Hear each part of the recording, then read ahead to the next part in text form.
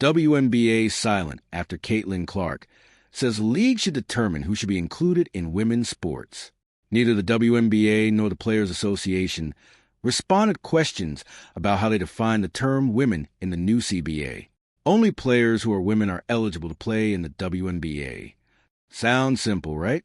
That's the exact language included in the recently signed collective bargaining agreement between the WNBA and the Women's National Basketball Players Association. But there's one problem. The CBA doesn't actually define woman. That should be easy to resolve, and Outkick/Fox News Digital attempted to do just that. In essence, we asked both the league and the Players Association, what is a woman? We did not hear back from either.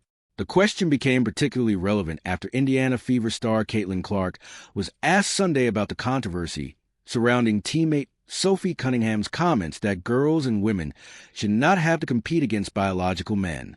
I think it's for leagues and governing bodies to work with their athletes to find solutions, Clark said following Indiana's 108-100 loss to the Minnesota Lynx. Our focus is on basketball. That's what we talk about and how we can get wins, and obviously we didn't do that tonight. So we need to find an area to improve in that way. Clark, the biggest star in women's sports, identified who she believes is responsible for resolving the issue, the leagues and governing bodies that operate women's sports.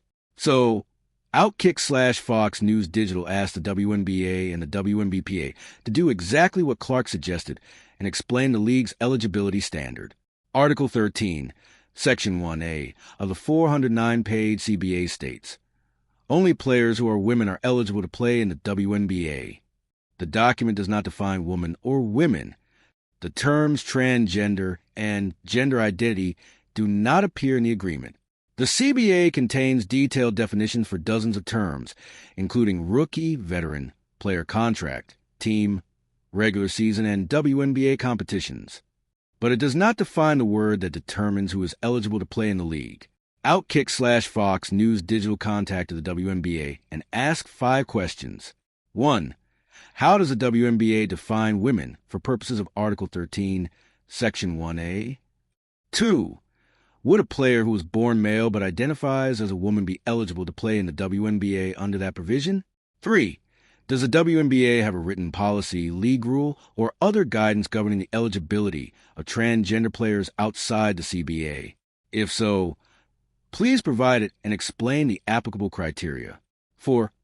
Who determines whether a prospective or current player satisfies Article 13, Section 1A, and what standard would be used to make that determination? 5. In light of Clark's comments, does the league plan to work with players and the WNBPA to clarify this eligibility standard publicly? 6. The WNBA did not respond by Monday's 3 p.m. Eastern Time deadline.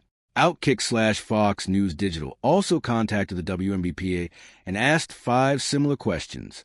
1. How does the WNBPA interpret the term women for purposes of Article 13, Section 1A? 2.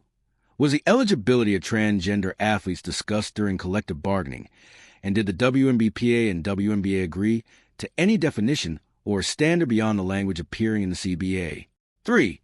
Does the WNBPA believe that a player who was born male but identifies as a woman is eligible to play in the WNBA under Article 13? 4.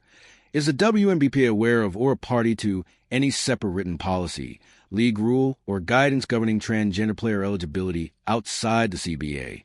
If so, please provide it. 5. Has the WNBPA consulted its membership, or does it plan to consult its membership about how the eligibility provision should be defined and applied? The WNBPA also did not respond by Monday's 3 p.m. Eastern Time deadline. That leaves the WNBA in a strange position. Its governing labor agreement declares that only women may play in the league, but neither the agreement nor the 2 organizations that negotiated it will explain what that requirement means.